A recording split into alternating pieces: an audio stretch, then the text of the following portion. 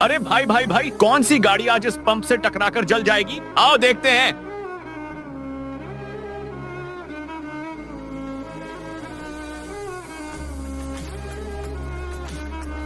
भाई मुझे तो लगता शायद यही गाड़ी आज पंप से टकराकर जलेगी, लेकिन उसे देखने से पहले।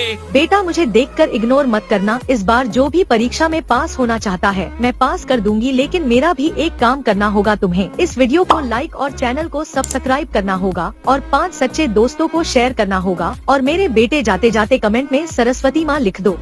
और ये तो सच में जल गया।